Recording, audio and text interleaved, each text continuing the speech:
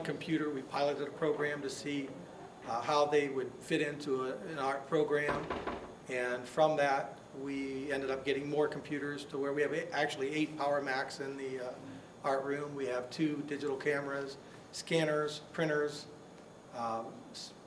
digital DVD player, digital camera, camcorder, and we've used all of those. We've made movies, we've made advertisements, but I think the biggest thing the technologies have done, I mean, we've stayed up with the times, maybe be a leader in some area schools, but what it has done, it has taken a person that has great ideas, but maybe they don't have the dexterity, the professionalism to be able to bring that out on a hands-on type painting or a project, and yet by getting into the computer and working with the software, it helps, it levels the playing field.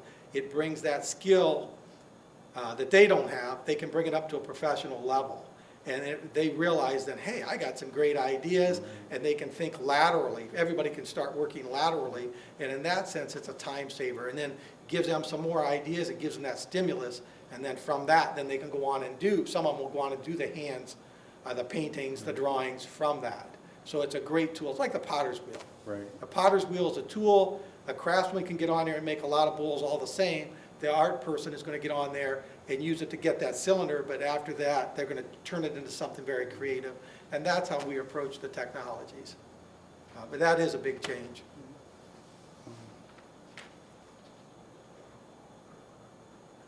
Did you have the most embarrassing moment as a teacher? I know a lot of faculty have shared that they had something. I really, you know, in the classroom, I guess I never really had too many embarrassing moments. I know one time I had a student, we were watching a movie, and the student was sitting there, and it looked like his head was going back and forth, and he looked like he was going to be sick, and then he said, "Mr. Patt, I'm going to be sick."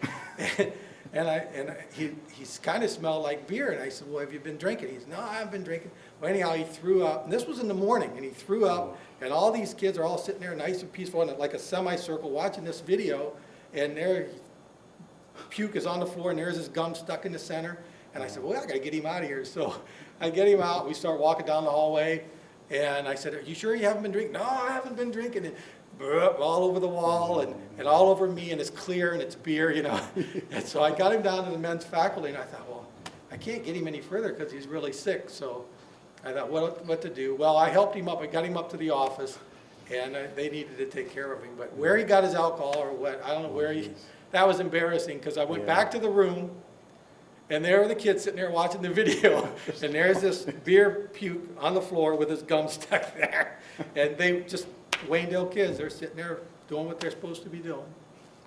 That was an embarrassing moment. And another one was, this wasn't in the classroom, but I went down to the men's faculty, opened the door, and as soon as I opened the door, there was a teenager in there, not a stitch of clothes on him. And he was bent over, and I said, what are you doing? And he goes, nothing. And I really didn't get a good look at him, but I thought, that's enough. I shut the door and out I went. And so that was embarrassing enough. And I said something to the principal, and then he goes, well, do you think you could recognize him in the lineup? And I thought, well, how are you going to do that? All I saw was his butt. You know. So anyway, that was embarrassing.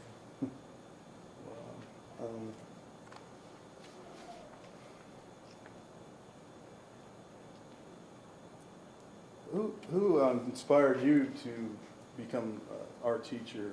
Where did you get your... I don't think I was directly inspired by a person. Right.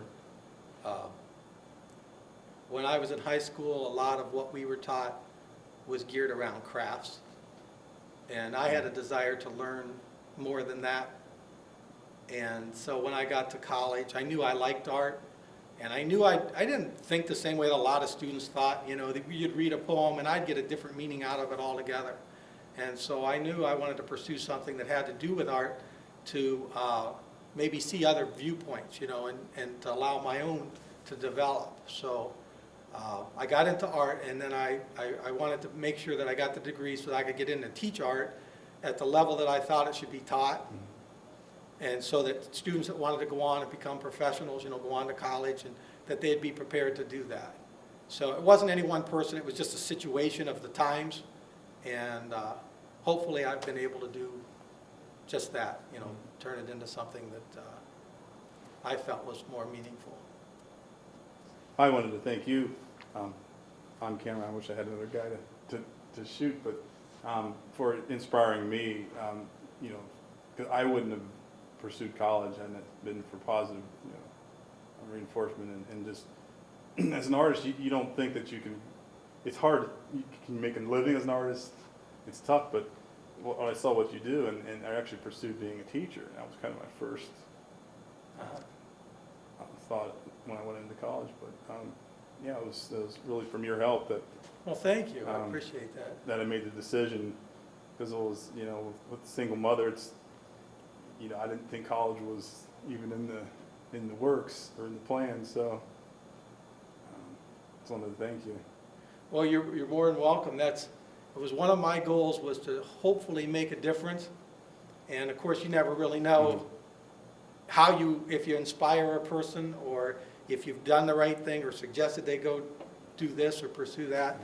And you do have to stick your neck out on a limb sometimes, you know, and but been very fortunate in our community, and to provide a very good program that's been very supportive by the community, the administrators, the school board.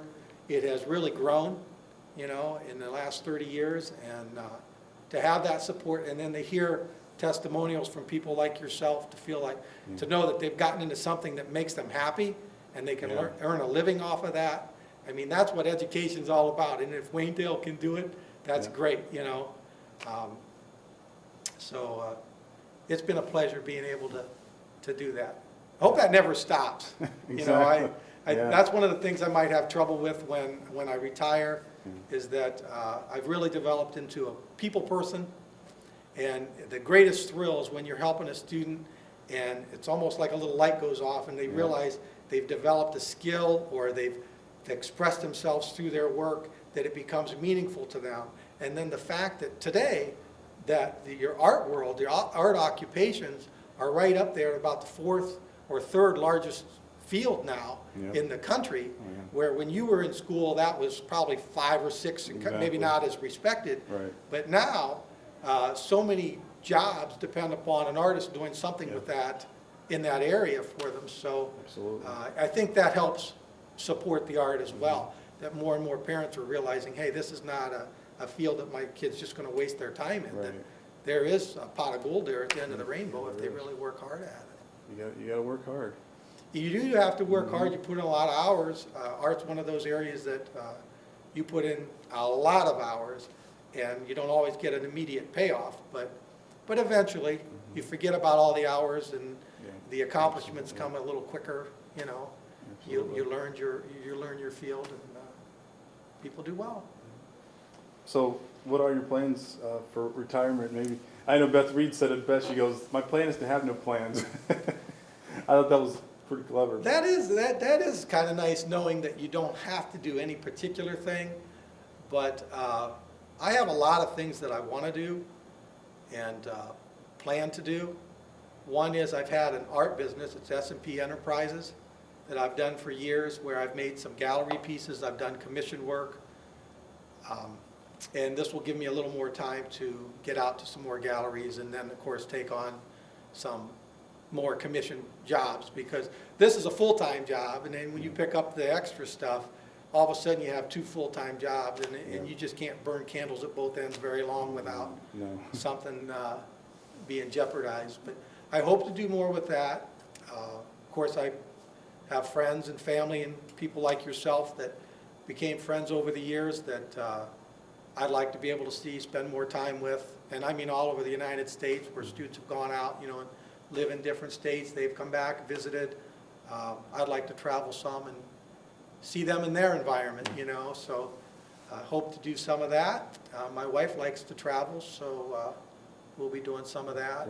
Kids are kind of out at different parts of the state or different states, and I certainly would like to do that.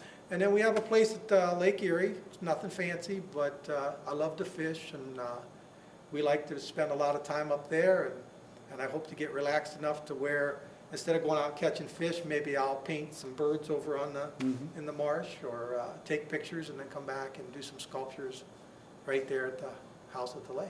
Great. It's good stuff. Yeah. Pretty much.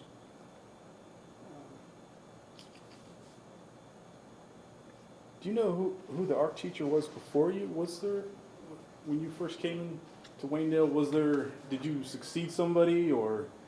There was Was a there teacher that was here for 1 year. His name was Bonadio. I don't know what his first name was. I never met him.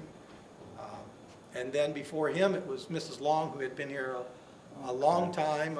I'm not sure how many years. What's kind of neat is I have her grandsons in my art class now. That's all right. That's great. And that's been something that really I've been lucky to have, is students that I had years ago. I'm having some of their sons and daughters come through the program. I've really cherished that. I mean, I look forward to that. And teachers, their sons and daughters have come through the program.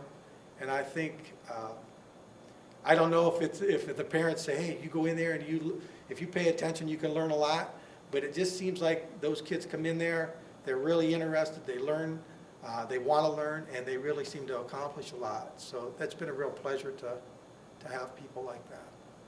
I think my battery's ready Okay. to die here.